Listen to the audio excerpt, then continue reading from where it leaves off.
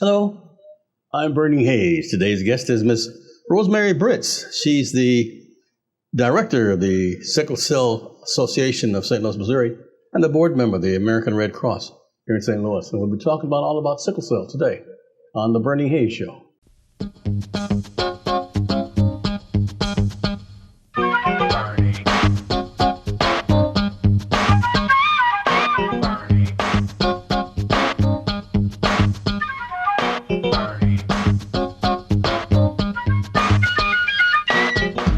Ms. Britts, how are you? I'm well. Thank you for having me. Great. Thank you so much for being here. You're the executive director of the Sickle Cell Association of St. Louis, Missouri. Exactly what is the Sickle Cell Association of St. Louis? So we are a nonprofit organization that works to support the sickle cell community while working to eliminate the disease through collaboration on research, education, and resources. Mm-hmm. We provide support groups and other support to individuals that are living with the disease, and we educate the community about what it is in an effort to reduce the number of babies born with sickle cell to unsuspecting parents. It says here that the American Red Cross of St. Louis, Dr. Charles Drew Community Blood Program, was created to build a donor base that reflects the diversity of the patients whom we serve and draw on community members for support. The Charles Drew Community Blood Program. You're involved in that? Absolutely. I'm a part of the planning committee and the Dr. Charles Drew board. Tell us a brief history of Dr. Charles Drew, please. Sure. Dr. Charles Drew was an amazing African American who discovered and developed the process for blood banking and the process for separating blood plasma. And so this is very important for us to be able to store blood for later use, as well as it became very important even in the time of this pandemic for COVID. So some people received convalescent plasma, and so they had to use that process of separating the plasma from the whole cells in an effort to save people that were dealing with COVID. So Dr. Charles Drew was an amazing person, the first African-American director of the Red Cross. I remember in World War II, Dr. Charles Drew was very significant. His contributions to the war, and a lot of segregation was during that time. A lot of people refused to take plasma, not knowing that it was developed by an African-American male. How did you become involved with the organization? So I became involved as being a part of the Sickle Cell Association. It's really important, every aspect of supporting those that are living with the disease. And so often the individuals with sickle cell have to receive blood transfusions to keep them healthy and well. So it only made sense to me to support the Red Cross to help bring in those blood units that were important for the population that I serve. Mm-hmm. So there's a blood shortage going on right now? Absolutely. There's a blood shortage nationwide. And so we need everyone donating blood.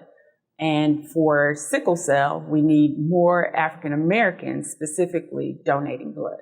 Mm-hmm. I understand that sickle cell was a way of fighting off malaria in certain areas of the world. Is that correct? That is correct. Mm-hmm. So sickle cell came about as people developed the gene for sickle cell, which we found protects you from malaria. And so it was protecting people from malaria. However, when two individuals come together that both carry this gene, they have a 25% chance of giving birth to a child that actually has sickle cell disease. And that's where the problem comes in. There's a lot of complications that can go along with having sickle cell disease. So it was protection against malaria, but then the other side of it is something a little more difficult. Well, what's the difference in sickle cell disease and the sickle cell trait? Sure. So with sickle cell trait, you are simply carrying one copy of the gene. And so you're usually told that there wouldn't be any complications related to that. However, we know that if you're put into the right situation, you can have complications just like someone with the disease. However, with the disease, that means that you have 2 copies of this gene, and it causes the red blood cell to lose its oxygen and become deformed and not carry the oxygen throughout the body like it should. So that in itself creates a lot of complications. The Charles Drew program, community blood program, how do you recruit people to donate to that? And is it separate from the American Red Cross blood donator program? So no, it is a part of the Red Cross regular blood donation, but what we do specifically is to get into our communities, diverse communities, to encourage more individuals to donate that may not be donating on a regular basis. And so the level of individuals, especially African Americans, is quite low. And that can be for various reasons. But the Dr. Charles Drew program makes it intentional to get into these communities, educate about what sickle cell is, and encourage those individuals to actually donate blood and donate on a regular basis to help those with sickle cell. I know when you test people for their blood, if they have the sickle cell trait or sickle cell anemia itself, can they still donate? So individuals that have sickle cell trait can often donate blood, and it goes into the general population to just help those that may need a simple blood transfusion. That blood would not go to someone with sickle cell disease because it can potentially send them into a sickle cell episode or pain crisis. Someone with sickle cell disease themselves would not donate blood because of their anemia and the fact that they're usually in need of blood themselves. Ms. Britts, I understand that African Americans and Latinos, they're reluctant about giving blood, but yet and still that's the populations, those particular groups are the ones who need it most. Why is that? Absolutely. So the reason for them not donating blood is it can run the spectrum as far as why they don't donate. But the need for their blood is important for individuals with sickle cell because blood cells carry an antigen on its surface. And so this is something that they match up, kind of like they match up your blood type. But they need to closely match these antigens for someone that's receiving regular blood transfusion like those with sickle cell disease. The reason is if you don't match these antigens well, people can develop issues where they're not able to receive blood and their body begins to reject it. So it's most important that you receive blood from someone like you or that has these antigens that match well.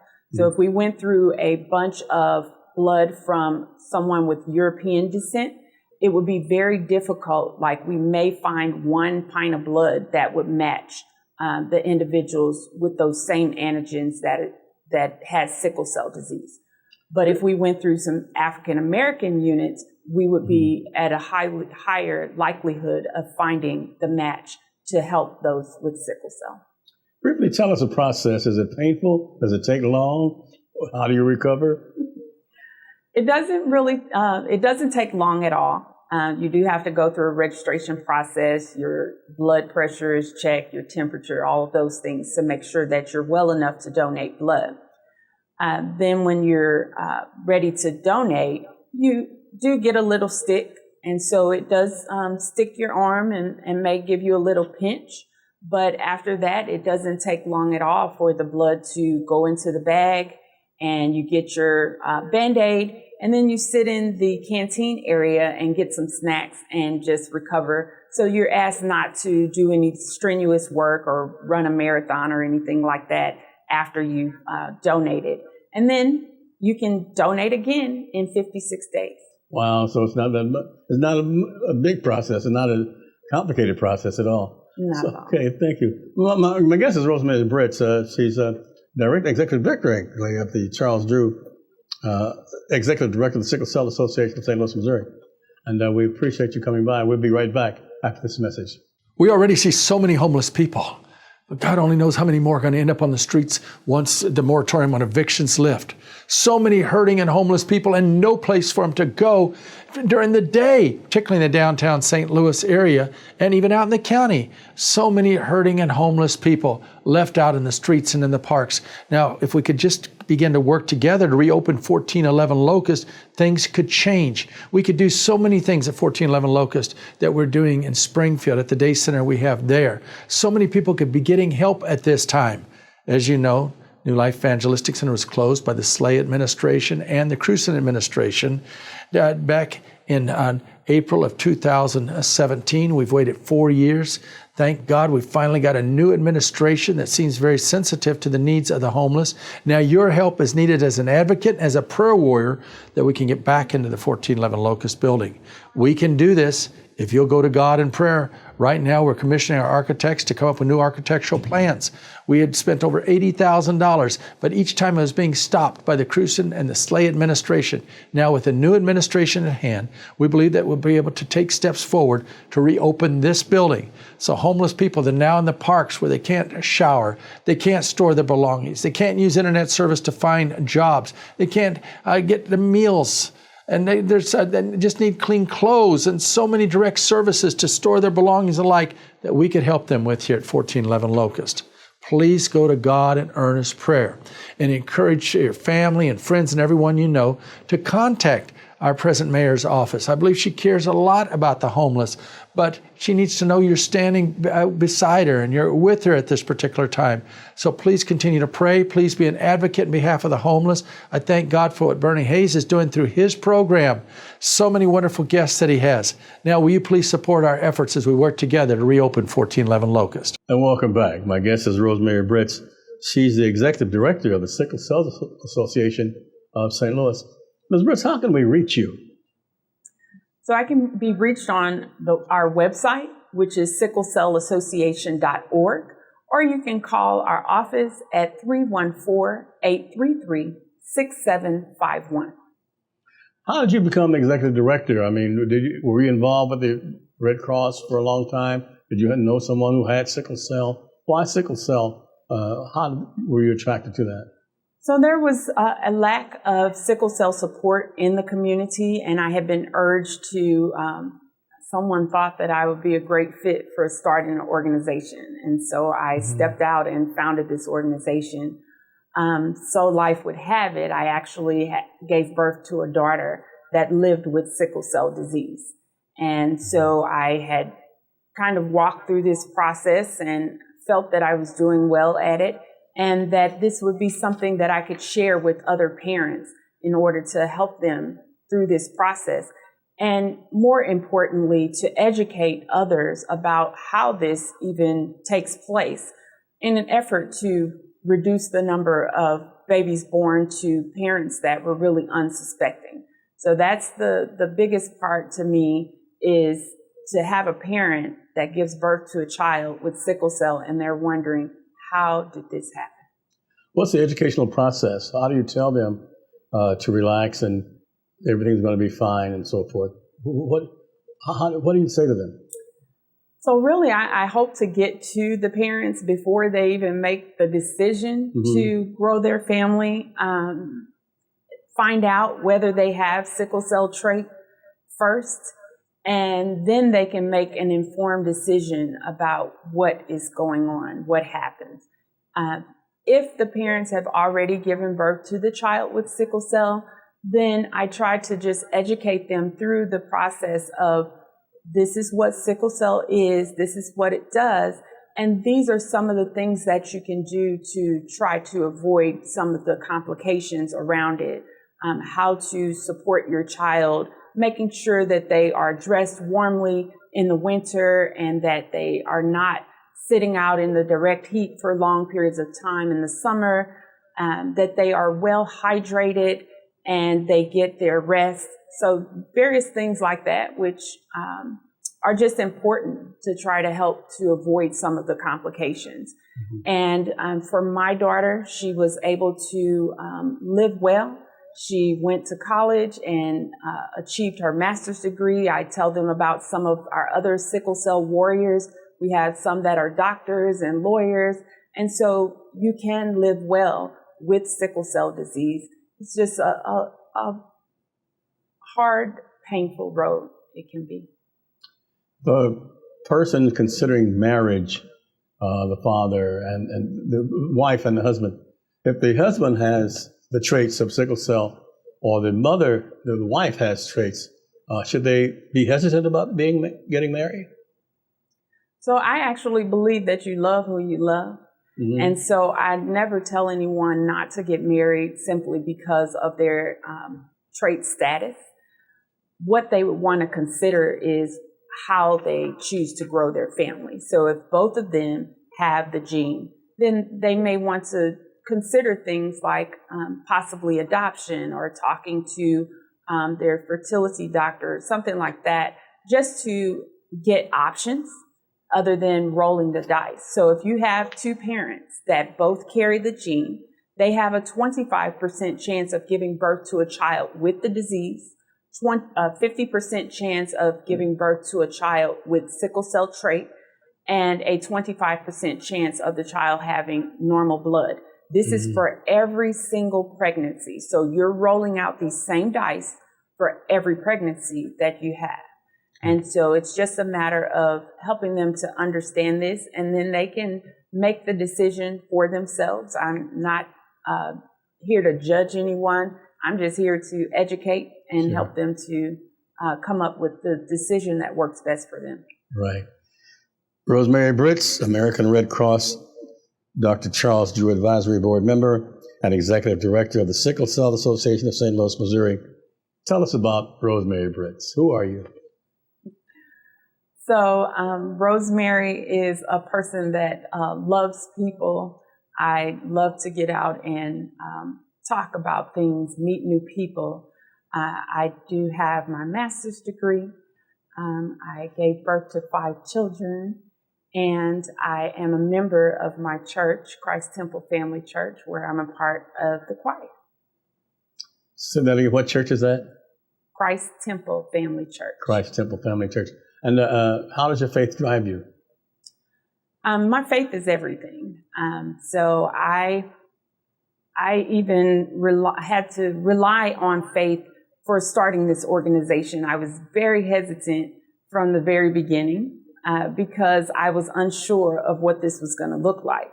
And someone mentioned, you are a woman of faith. And I said, oh, yes, I am.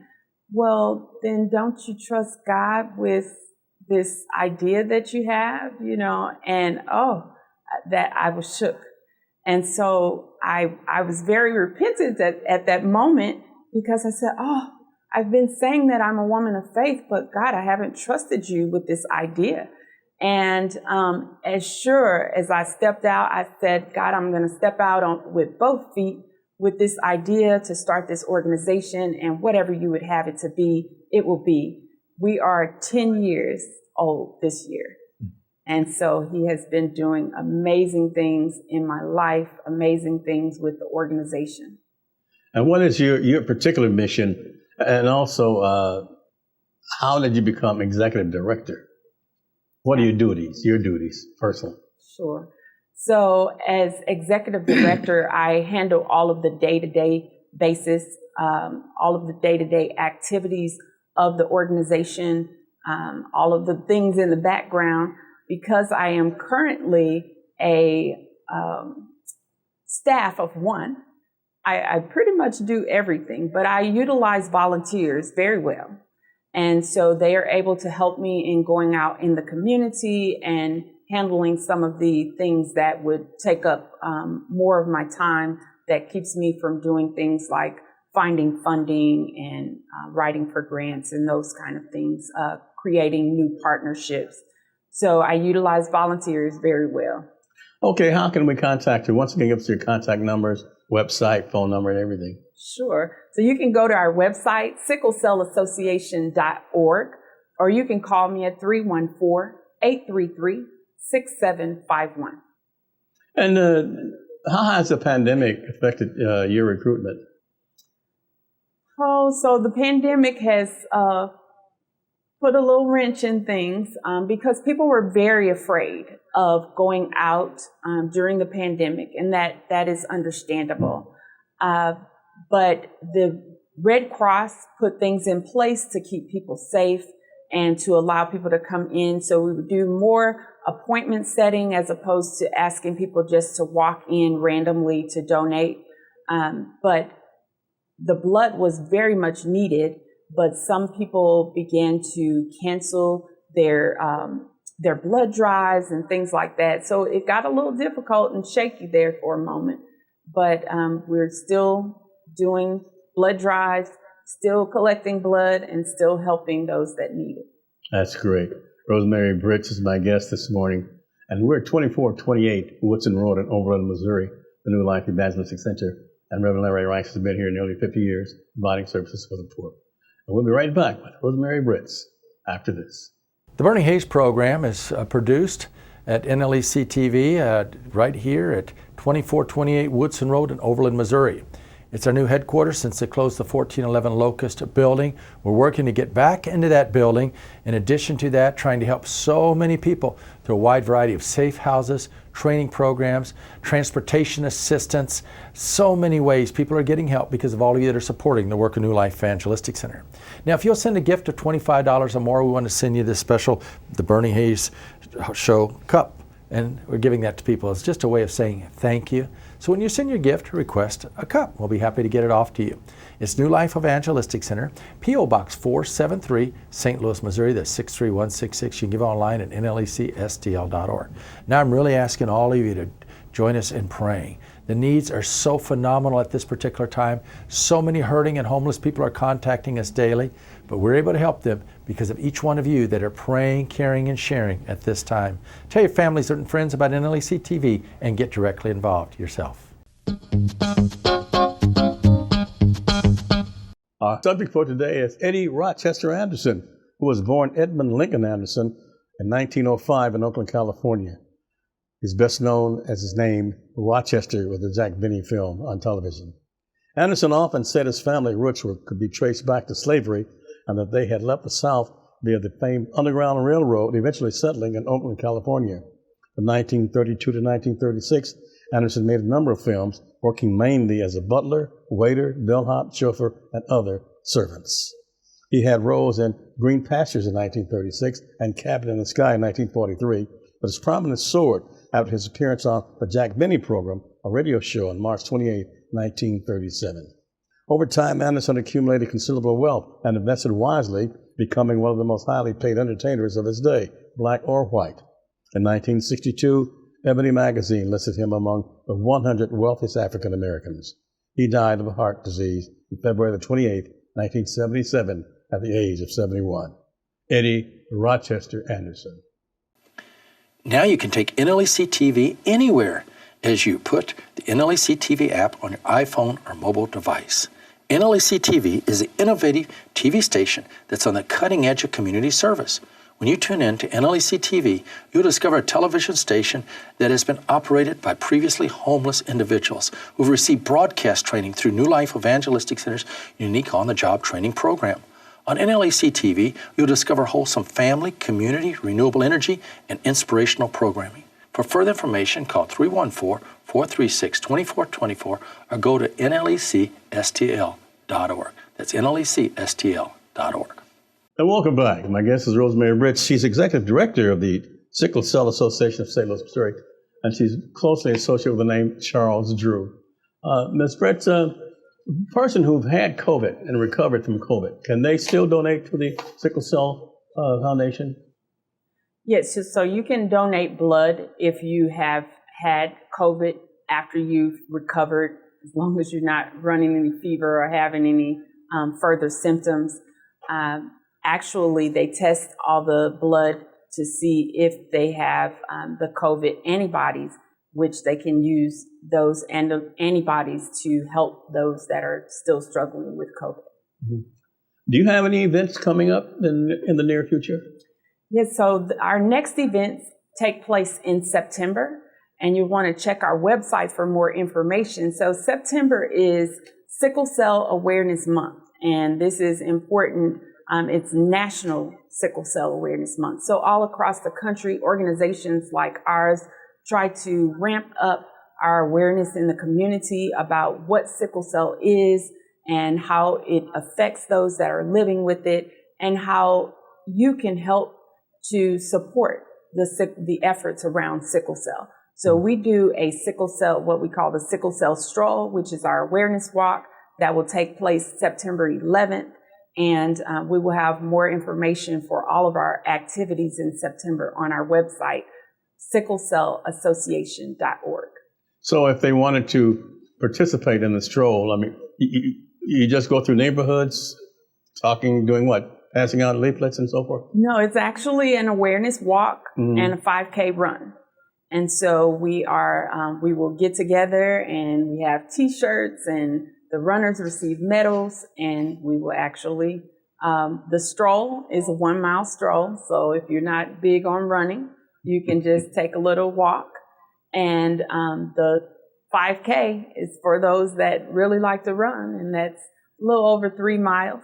And you can just take off and run, and you'll receive a medal. Yeah, 5K is no joke, is it? Is there a stigma attached to a person with sickle cell or sickle cell trait? There is quite a bit of stigma around those with sickle cell disease. Often people talk about them being drug seekers. Some kids are afraid to tell people that they have sickle cell because people will think that they have some sort of contagious disease. And so it's difficult in the hospitals when someone with sickle cell goes into a pain crisis and they need to seek help. They go to the hospital, but many of the hospital staff will believe that they're faking or making this up, and they won't want to treat them properly. So it's almost as if those with sickle cell are treated as second-class citizens or something to that effect. So there are stigmas, and we're still working to break some of those. It's unfortunate that a lot of that comes from the medical community. Mm-hmm. If one had an episode near you or me or someone else, is there a way we can help them before they get the hospitalization? Well, basically just trying to keep them calm. So often it is related to the pain is what they're having problems with. And that's because those blood cells get stuck in the blood vessels. And if you ask a small child what that feels like, they'll say it feels like broken glass running through their veins. And so I asked my daughter to explain to me, what does this feel like to you in a way that I can understand?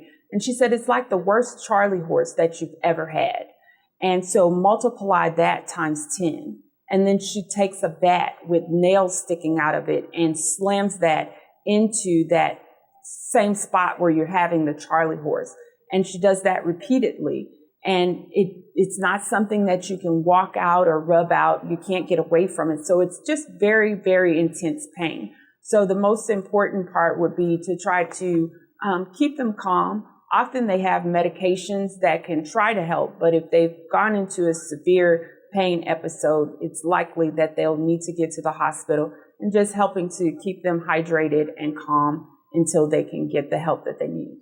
Ms. Rosemary Britts, you've been very informative and very cooperative, and I certainly appreciate you taking this time out during this pandemic to come by and visit with us. So much information that you've given us. We thank you so much for helping us here, and we sincerely hope that we can help you in the future. Thank you so much for visiting with us. Thank you for having me. I've had a great time. Thank you. And we're at the New Life Evangelistic Center, 2428 Woodson Road, Overland, Missouri. Our zip code is 63114. And if you can come by and perhaps bring some water or some food or clothing for those in need, we certainly would appreciate it.